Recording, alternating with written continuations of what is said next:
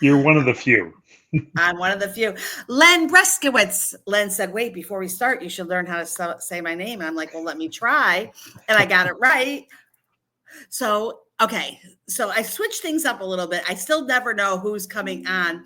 But right before I find the website, because we're going to go through your website, Len, just for a little fun, because I really love doing that. And I put the bio so everyone knows who he is. But I don't know who he is. I just know that his name is Len Bruskowitz. And I know he's brave, he's bold, brilliant, good looking. And if I could just say, Len, excuse me for 1 second, my bags, everyone, just take a second. They look finally decent. Look awesome. Yeah, awesome. So introduce yourself, Mr. Bruskowitz. First off, it's great to be here. I appreciate the invite. So I'm Len Bruskowitz. I'm a business coach and a certified exit planning advisor, which means that I focus my attention on helping business owners get themselves, really importantly, and their companies ready to transition out of on their terms and on their timeline. And I live just outside of Boston, Massachusetts. Boston. So you probably recognize the name Cindy Stumpo. No, doesn't dawn on me. Business developer, amazing. What female woman business developer, Stumpo, amazing. But anyways, I am a Connecticut girl. Okay, great. Born and raised. Do you ever get to Connecticut? I do, and I'm gonna pull up an old joke here. It's usually I drive through it on the way to someplace else, but I have been to Connecticut quite a few times. Okay, next time you're in Connecticut, get off the highway on Route 10 in Cheshire, where it says Toy Museum, and visit the toy museum that my parents left as their legacy to the state of Connecticut and to me, the world. 80,000 curated toys, so it'll bring you back to your childhood. Awesome. I have to tell you, I went to the Sock Monkey Museum, which is just outside of Chicago. Very exciting. Like, I don't know how many thousands of sock monkeys they have, but there are very strict rules on what a sock monkey is and isn't. So, I want a sock monkey. All right, let's talk about business coaching. So first of all, who are you? How do you even know? Do we know anything about business, Len? Do you share with us what you know? I do. So I'll start really early on. I grew up in a family business. I'm a third generation in that business. When I say I grew up in it, I lived above it. So I understand how running a small business is a 24-hour-a-day job. And so I worked in the business as a kid all the way through up until I left for college. And then I went in a corporate career. I decided not to take over the family business. Had a really long corporate career. What's interesting about it is that, with very few exceptions, my entire corporate career was working for companies who served small businesses as their customers. And so I interacted with kind of tens of thousands of small business owners over my long career. And I worked at some really recognizable names. I was at Intuit, with QuickBooks and TurboTax. I was at Constant Contact, the email marketing provider, Grasshopper, a virtual phone service, a website startup for restaurants. So you might guess that my passion is around small businesses. And so when I just got a little bit tired of the corporate life and decided I'm going to go off and do something on my own, but I'm sure it's going to be helping small businesses. And what I really enjoy is coaching. And so coaching small businesses is where I came into. And I started off just being kind of a general coach. I can help you with a lot of the same things you do, growth strategy and things like that. But I'll tell you a story. So one of my early clients was a 72-year-old woman who started a very successful retail business with her husband over 50 years ago. And they ran it together for over 50 years. Unfortunately, he died. And when he died, she was involved in the business, so she knew what was going on, but not all of it, right? There were pieces he did, she did, all those kinds of things. So when I was introduced to her, she said, Len, I can't sleep at night because I don't know what's going to happen to my business, which, had a pretty profound impact on me. And so I said, okay, let's figure out what your options are. And so we talked through the options. You could sell it to a third party. You could pass it along to a family member. You could sell it to management, or you could maybe just shut it down, right? Maybe you're just done. And so we talked through the pros and cons of each of those options. And she ultimately decided to pass it along to a family member, her daughter-in-law, who actually works in the business. Mm. And we implemented that plan. She got things going in the right direction. And she called me later on and said, Len, I can sleep at night now. And immediately after hanging up the phone, I said, I think I found my why, right? I mean, this was really compelling to me. And because I'm a really analytical kind of guy, I didn't just go with what my heart said. I went and did a little research. And I found that over 50% of the small businesses in the US, of which with 1 to 20 employees, about 6 million of those, over 50% of them are owned by people 55 and up. So there's a big need for what I do, which is exit planning. And it's really just about getting that business ready so that, the business owner can move on and preserve their legacy if that's what they want. So that help? Yeah, it does. It does. Thank you so much. Interesting. So what is the benefit of just dumping the business? There really aren't many. But sometimes people are, well, I'll tell you a couple of examples. So a guy who does some masonry work for me, right? He's about my age. He used to have a team of people. And over time, he's just said, you know what? I don't want the hassle. So it's down to him, a truck, and some tools. And for him, I said, look, you don't really need an exit plan. Like when you're done, you just stop. So maybe you could, pass along your customer list to somebody, but to be honest with you, it's, so that's one example where you might just say, I just want to shut it down. I see that as the option of last resort, because when a small business shuts down, it doesn't just impact the owner, it impacts their family, their employees, their customers, their vendors, and their community. Think about the small businesses in Cheshire, right? I mean, if one of those shuts down, the community feels it. So it's not my right to tell people what to do, but I always try and say, look, if there's a way to preserve your legacy, that's clearly a good outcome. I love it. Before I forget, what business did you live under? What did your parents have? Okay, I guess I'm thinking. Yes. I can't help but think if you lived above, it's either a restaurant or convenience store. Nope. A funeral home. No. Did you have to be quiet? Like when you were upstairs? Like, kids, the funeral is downstairs. Stop trampling and jumping. It was a pretty big building, so we didn't have to be that quiet. It's not a traditional New England funeral home that looks, like an old house. This was a purpose-built funeral home. But I did all the jobs. I drove the hearse. I went and, picked up flowers and did all those kind of tasks necessary to keep it running. But the reason I say it was 24 hours is if somebody called at 3 a.m, my mother answered the phone, right? So it was a all the time business. Well, I totally understand that because obviously I watched 10 seasons of 6 Feet Under. That was the best TV show. If you haven't watched 6 Feet Under, do it. It gives you really a good example of the crazy families and running a funeral. Yeah, what I heard is that the early seasons were very, very accurate, and then as the seasons went on, it kind of veered from reality. But oh no, they had to talk about exit. It's fantastic. Wait, for my friends out there, we could keep this quiet. Any sightings, any spirits come, turn around and see, like, is that me in the coffin? Anything? None. My mother's famous quote was, "I'm more afraid of the people that are still alive than the ones that are dead." Oh my God, I love that. I love that. Oh, yeah, I grew up in a family business too. So I know when you say that, like it's in your blood, it's not just like what you did, it's everything that surrounds the whole business. I did SCORE for 8 years just to kind of get my feet wet in the mentoring, but I love what you do. Okay, so then the next big question is, why FocalPoint? What was that decision to, and then I have another question after that one. Okay. Let me just say it out loud. So I want to talk about like someone like myself that owns a business, but I'm just one person with one brain. But first, why FocalPoint? Yeah, so FocalPoint's a coaching franchise, but there are about 250 of us worldwide.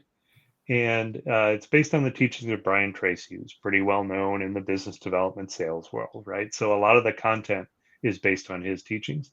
The reason I chose to join FocalPoint um, was one, the content, right? It's great to have already written content rather than having to do it yourself.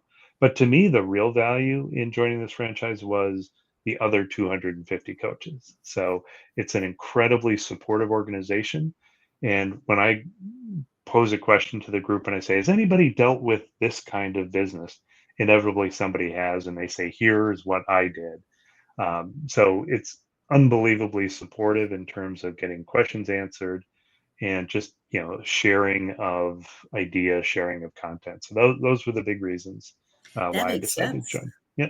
Like a mastermind within itself. That is absolutely wow. You really kind of open the door and answer, because I was always like, what would make you go to whatever that looked like, focal point for you. Hmm. All right. So what am I going to do? What am I going to do? All right. So I have professional global etiquette, right? And Hmm. this is go get yourself a podcast so you get free help. Everyone, just make a podcast, and there you go. This is what you do. You get free therapy. You can do whatever you want free. Okay. So all right. So it's just me doing a variety of different things under my professional global etiquette. So how can I can't give that to anyone, because I mean I could ask them to cut my head off and take my brain out and put it onto someone else's, but like literally what can I do in my business? I don't want to call it a hobby business, but I guess, or a lifestyle business maybe, but what's in it for me? Yeah. So just because it's only you doesn't mean there's not a business that can live on. And I'll tell you, this is the same advice I would give if you were running a company with 25 employees. Okay. So the biggest piece that I work with, or the biggest challenge I have that business owners face when they're getting ready to transition, is that they don't have any independence from their business. What I mean is everything's up here, right? All the decision making, all the processes is in the owner's head. And so the advice I give is start to get separation from your business. And a good way to do that is to document the things you do. No, it's not physical. It's not physical separation. It's mental separation, right? So document the things that you do. One, two, focus your attention on the things that you're really, really good at and figure out if there's a way to teach somebody else how to do those things, right? And then what you can do is you can start to separate yourself out and get it to a point where you probably aren't going to franchise your business, right? But you could absolutely have a set of content that somebody would be interested in taking over, a set of clients maybe that somebody would be interested in taking over, but you have to get it out of your head and into a different format, because anybody that wants to buy your business doesn't want to buy you, right? They want to buy a turnkey thing that they can go and run. And again, this is whether you're a one person or a 25-person business. So those are my words of advice. That's interesting. So let me ask this question. Does it matter if I build a great website? My website's 10 years old. It's got a ton of blogs and content on it. Is that worth anything? The business name, Professional Global Etiquette? So I look at about 40 different factors that either add or subtract from value of the business when you try to sell it or pass it along. Doesn't really matter the option. Uh, I look at about 40 different things. Website, branding, content, all those are important components, right? The key to it is, does it really matter? It depends on your industry as to whether it matters, whether it's cutting edge or not, right? If you're selling industrial piping, your website probably doesn't matter as much as if you're doing, you know, website design work where it really should be a showcase. So the business depends.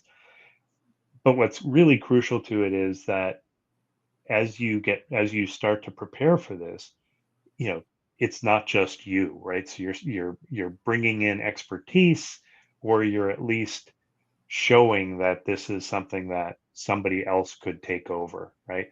If Mm. everything's just about you, that makes it tougher. And what you're doing right now with me is a great example, right? Somebody else could host this podcast with the same name or whatever, right? So this feels like something that has legs beyond you personally running it.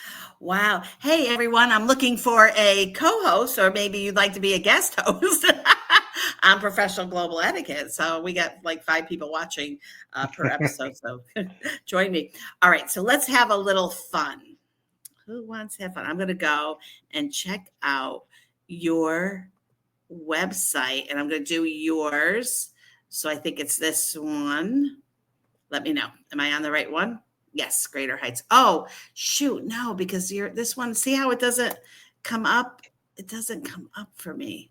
Huh. Shoot. Okay. That's okay. Because let me stop my screen. Hold on, everyone. Stop sharing. Go here. I think I can share the window, and you are on another. Darn. Let me make sure I have you over here. Hold on, everyone. Okay, yeah, because it's a nice looking site. Okay, hold on. I want to just show off your site. Window. The perils of live demos, right? Yeah, I because you know what? Because it's on a different program that I am. So I'm on Chrome, and that's the problem. Shoot. Let me try it again. Why is your site not coming up? I need someone to help me with this one. It's weird. I guess I don't have my files or whatever. I'm not cached, but okay. So we can't do that. But I do. I'm going to peek at your site because I want to ask you some questions. So I'm going to have a little fun, and you guys aren't, and that's just the way it is. All right. So I love your bio. Talk to us about the business valuation calculator, and how does that really work? Like, what is that, the business assessment? Yeah, I think it's the coolest part of my site, to be honest with you. So it's a free tool that I offer. It takes about 15 minutes to go through. And what it looks for is your revenue and net income for the past year. And then you pick what your industry is. And then you answer about 15 questions. Okay. It's about, where's your standing in the market? Are you a leader, a follower? How do you compare yourself? And once you answer those dozen or so questions, the tool will actually generate uh, an estimated valuation of your business, right? Oh, It'll tell you this is how much it's worth today. And then it'll also give you some ideas about where it's lacking and where you're kind of, above the curve. So it'll give you ideas of the areas that you can work on, and it actually takes a guess as to how much those would be worth in terms of the value of your company. So it's a really cool little tool. Like I said, takes 15 minutes, doesn't cost anything, and gives you a nice little idea about the things you should be focused on if you want to increase the value of your company and make it more ready to sell. interesting. Did you create this pre-AI or after AI? Uh, it's a tool I license, so I didn't create it Oh, myself. okay. There's not a lot of AI in it. It's pretty much you answer this, you get that, but I it like does that. base it on industry and then on your real numbers. Yeah, that's great. I'm going to try that too. Everyone go on and try it too. And then let me peek again. I'm sorry you can't see it. Na. I get to see it. I like it. I like the picture of you. I like the shirt seen on CNN, ABC, PBS, the Wall Street Journal. I like this. All right. So I'm going to get off of it right now. I'm having too much fun. Let's talk about actually the value of getting a business coach, because a lot of people are like, why do I need a business coach? I could coach someone. I don't like, what are you going to do for me? And I think, first of all, a business coach is an accountability partner, which I think a lot of business owners do not have, and that's worth its weight in gold. But what else? What else? So I talk to you, and I'm like, I professional global etiquette. Business is good. I'm enjoying what I do. I love every minute of what I do. But it's just me. How can I scale? Yeah, I mean that's part of the reason you hire a business coach is we can help you scale, right? But let me go back to, so accountability I see as important, but not the big driver, because most business owners are driven, right? So when they decide they want to do something, they don't need anybody to hold them accountable. What I see as a huge value in hiring a business coach is having a sounding board.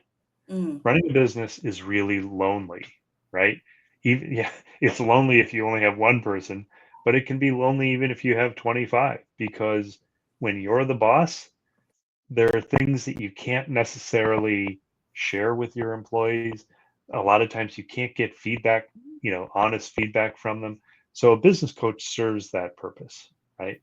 Business coach serves that idea of somebody to bounce ideas off of, that sounding board. The other piece is that what a business coach really helps an owner do is get above, take a higher view of their business, right? So we talk about there's a concept called the three I's of the entrepreneur, and the highest level is kind of the strategic eye, and that's forward looking. They're thinking about strategy. They're thinking about the future, right? And that's where you want to be spending your time. Like that's the most productive. The next is kind of the managerial eye, and that's, kind of backward looking, hey, how are the metrics looking, scorekeeping, those type of things. And it's valuable, needed. You have to spend some time doing that. And then the lowest level, or the third eye, is called the eye of the technician. And this is, you are in the weeds doing the thing, right? And look, if you're a dentist, you have to work on teeth. There's no doubt about that. But if you're running a different kind of company where you are not the product, then you want to be spending as little time as possible on that. And I'll give a little bit of an example. If you think about a McDonald's, for example, the person working on the fryer is making, $12 an hour, right? The manager of that store is probably making $40 an hour, maybe. The owner of that store should be making three, four, $500 an hour, right? So the moral of the story is you want to be working on the where you add the most value, not the least, right? And so you want to get out of that technician space and pay somebody else to do that, because if you can earn $300 an hour, anything less than that, you should be paying somebody else to do that work. So A that's the hundred theory. percent. But I do see that businesses don't think that way. They just want to have someone, so they'll take someone that's higher up doing something that the receptionist could do if you had a receptionist. So Exactly. yeah, I recall that happening a lot. I just want to take a second to talk to my friends out there. Listen, nobody wants to hear about your business. They may say their friend, tell about once, they'll maybe be nice enough to stay on the phone. If you start asking advice of your friends, especially those that don't even have a business, if you have friends that have a business, that makes sense, or you create your own mastermind. But no, I wouldn't like it if someone called and every day talked to me about their business and was like picking my brain and asking my advice. No, thank you. So don't do it. Get a coach, because there's so much value, right, Len? I always feel bad when someone just don't ask, can I pick your brain? Say, I'd like to speak to you, but I want to pay you for your services, and then reach out to Len. Okay, Len, I got off the soapbox there, but I had to just stand on it for a second. Because you're 100% right. I hear that all the time. And then people, when I was a scorer, I was thinking about starting this business, but then my friend told me blah, blah, blah. And I'm like, oh, your friend had the business? Like people will dash your dreams before they even have the ability to understand it. So you can't have a business unless you have your vision, right? So, and when a teaching business with SCORE, what's the first thing we teach? What's your vision? What's your mission? What's your exit plan? So you really can't start a business without knowing what your exit plan will be, right? I completely agree. Like, start with the end in mind, right? And it's funny because I typically am working with older business owners, right, who are getting closer. But the things I teach are just as valuable to a 22-year-old starting their first business, because if you think about it, when you start a business, you want to say, where do I want this thing to end up? Right. And if you can decide what that is and figure that out, then it's pretty easy to work your way back and say, what are the steps I need to do to get there? And I think that's it's not a condemnation at all of the younger generations, but they think on much shorter terms than my generation did. Uh, my generation started business and said, I'm going to run this until I die, basically, right? Whereas the younger generation say, I'm going to do this for 5 years and then I'm going to move on, right? Which is really healthy because they start to think about what do I need to do to exit rather than just run the business on a day-to-day basis. So completely agree with you. But then there's no process. Like I think of the conversation I had with a woman, and I was asking her if she had a CRM. And as I was going, like, what processes she use, how does she, where does she use, what does she use for invoicing and accounting? And oh my God, so crazy. She like held up a folder. And I said, you're going to sell your folder? Like nobody was going to want to buy a folder. You have to have processes. So talk to Len about what makes sense for the processes you need in your business, because if you say to Len, it's not the worst thing if it's all on an Excel sheet, but if everything's on scraps of piece of paper or your sales or you're not using a good system, yikeroonies. All right. So Len. Totally agree. Right? Totally agree. What is some of the biggest challenges that you're seeing in 2025 with businesses? So a lot of what I'm seeing in terms of the small business environment is uncertainty is causing a lot of issues, right? It's better to know than to not know. And so I think, again, with my typical client base, they're getting to this point and they're saying, should I sell now? Should I wait? So there's this uncertainty. And I think the other parts of the uncertainty are just, what's happening around tariffs, what's happening around the ability to hire qualified people, and all the kind of typical ones. The one that's definitely different is tariffs. Nobody really knows what's going to happen with taxes. So those are things that are weighing heavily on, I think, every small business's mind. The ones that I'm dealing with, again, because of the demographic, they're very much, should I sell now or should I wait? And this gets back to a little bit about why I try and get action sooner than later. In my opinion, it really takes about 3 to 5 years to get your business ready to transition out of. So if somebody's saying, I think I want to sell today, anything's possible. But if you are not ready and you want to sell your business today, you're going to take a huge discount on the price if you can even sell it. So that's my advice is, it's, even if you're thinking soon, it really takes a long time to get it ready. So don't put off thinking about this.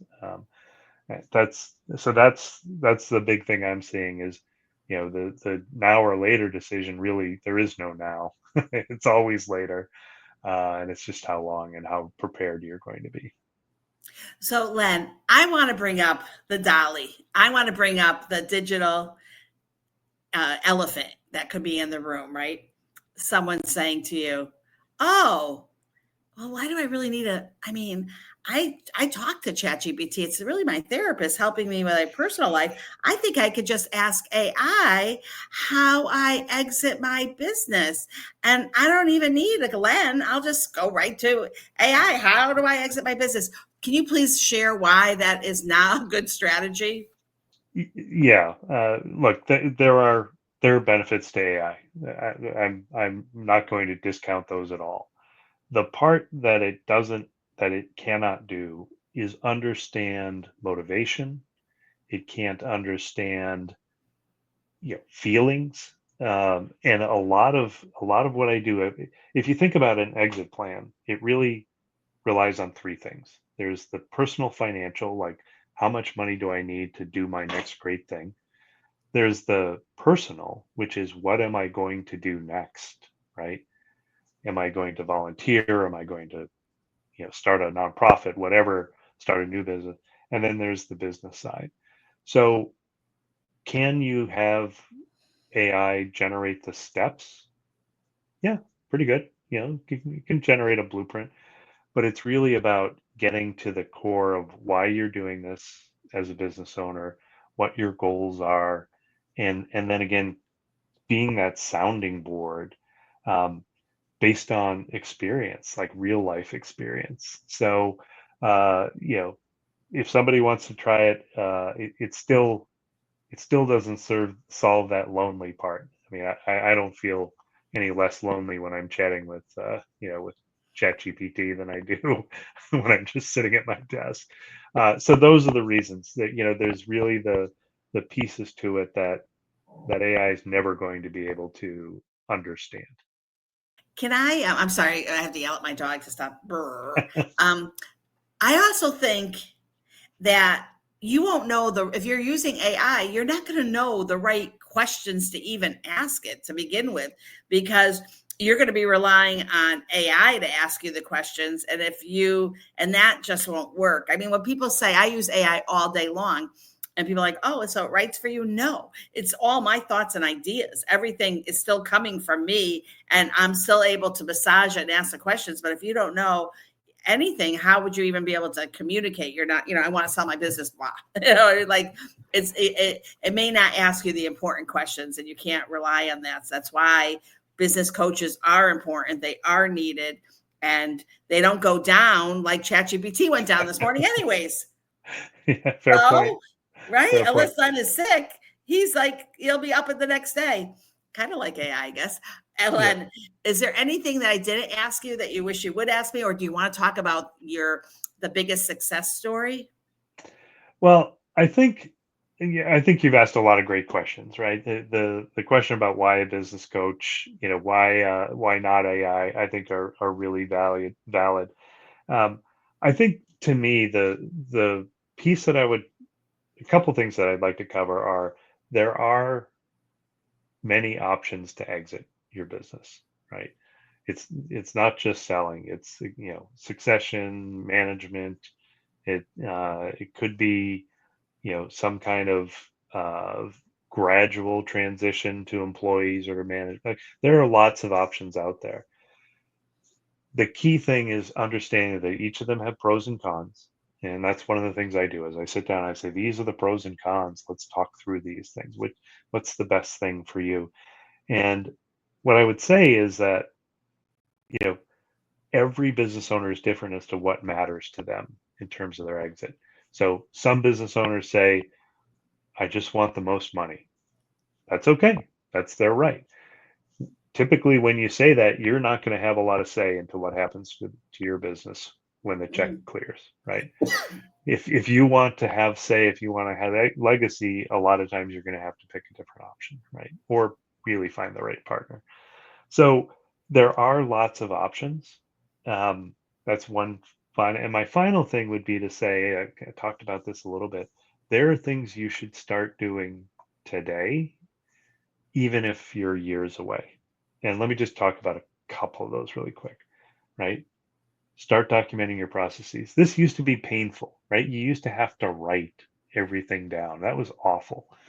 You can now start a Loom video or just record yourself on a Zoom and document. This is how this works, right? You can do that in 5, 10 minutes. That's perfect. You can update it if you need to. So document, document, document. The next thing I'll say is I talked about this earlier, start to get independent from your company. Start figuring out the things that you no longer need to be involved with, right? What that does is makes your business more saleable, more valuable, and has the added benefit of de-stresses you as the owner, right? You can start to let go of things. One of the crazy things I do with clients is I look at their customer base and I ask them to tell me about each of their customers. If I'm assuming they don't have 50,000, um, and I say, tell me about this customer, and they'll say, oh, it was one of my first customers. That guy is an absolute pain in the you know what. I probably lose money on him, and I say, get rid of him, like fire that customer. And they say, well, but revenue, no, Nobody wants to inherit that customer, right? So do those things that you've always wanted to do because they're going to make you happier, less stressed, and they're ultimately going to increase the value of your company. So I'll close on that. Like, just start to focus on the things you're really good at, get rid of the rest. I love that. I love that. I had to fire a client once. It was a good feeling. Yeah, we have to enjoy what we do in our life. And I love what David Meltzer says. If you love what you do, then learn to love the things you don't love to do. And, Right. but then give them to someone else to do. Someone else. Len, it's so interesting. I love it. I love that you came from the funeral home. I think that's got to be one of the most interesting, like just careers, and doing it and learning and handling people and understanding. And you must have had many people that passed away and had a business, and that was probably discussed. And I just think it's great. I used to sell to funeral homes. They were selling promotional products because I love going out for funeral homes, selling lip balm, tissues, hand sanitizer, all the things that you need, umbrellas for when it rains, ponchos for the cemetery when it's raining. Anyways, always fascinated about that. I remember having some clients that had the most beautifulest pens, and that's what they would hand out, beautiful like $10 pen as a gift for buying the $20,000 casket. So, and your parents had to sell. Really fascinating. I love that. How many of your family went into how many siblings went into the business? Just one. So Male, my younger female, brother brothers, is younger brother is running it. Yep. I think that is so cool. And if you haven't watched, by the way, 6 Feet Under, guys, just watch it. It gets better like the 5th episode on. That's where it gets really juicy. All the crazy things happen. Woo. Anyways, Len, it's lovely talking to you. I love that you shared about the FocalPoint and why it's good to be involved. And you can see Len has the website. You can Google him. He'll pop right up. And I will have the show notes. So this is live right now. We will be turned into a podcast unfortunately about 3 months. So I'm glad we're doing a live now, so you don't have to wait. I got a backlog. But Len, you have a lot of information. You should do your own podcast because you have a lot of information to share. And are you writing blogs too? Do you have articles? What do you do about that? What I am tending toward is doing. It's a bit of a hybrid. I do Q&A sessions with people who are associated with me. So I'll do a Q&A session with a financial planner or with a business broker or with a business lawyer, right? And we'll just go back and forth. Really short, 3 to 5 minute, just super educational. Love it. And then I'm posting those. I love it. Yeah, that's kind of hot right now. The daily cafes and just the daily quick conversations that you can absorb very quickly. Len, thank you so much for your time and energy today. I absolutely enjoyed. And so thank you everyone for joining us. And Len Bruskowitz. And if you have a business, you better be on the phone. Like pick it up now and call. Len, what's your phone number? 617-356-8102. You guys write that down? I'll put that in the chat. Come on, just pick it up. Let's do it It's again. on the website as well. Okay, so call Len. Now, don't be calling Len and calling him with like weird things. Like, how much is it to cut my dog's hair? No, this is serious stuff. Don't be bothering Len unless you have business because you'll make me look bad, and nobody wants to make me look bad, especially my bangs look so good. All right, Len, what's your phone number? 617-356-8102. And Len, just so you know, my phone number is 386-631-4577. I tell everyone, don't be afraid to give your number because you know what? If you're afraid to give your number, nobody's going to be able to reach you. And that is crazy. How many, Len, that to me is almost like the start of looking at a business. So I do LinkedIn for people. And I cannot tell you, one of the first things I have to do is like, go to the contact. Is this your phone number? No, I haven't had that phone number 5 years. Is this your website? No. And I'm like, how are people supposed to reach you? LinkedIn is so high up.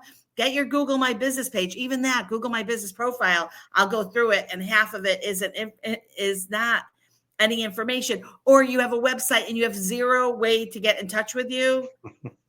people. I mean, like, it's not rocket science, right, Len? How many clients have you had that when you do the deep dive, you're like, finding you is like having to try to find the phone number for Elon Musk? Probably easier to get Elon's phone number. Yeah, and again, it really depends on the business, but people complain nobody calls me, yet you make it impossible for them to do so. So right, get a burner phone if you're afraid of it. I don't know. I never have fear. My phone number is all over the place. Len, thank you for your time today. Have a great, today's Taco Tuesday, so I hope you have a taco in your future. I got 3 or 4. I could eat 5 corn tacos, but don't tell anyone. All right, have a great rest of the day. Thank you so much. It was lovely having you. awesome. Thank you. You're welcome. That was fun. Wait, the time went by so fast, though. I'm sorry.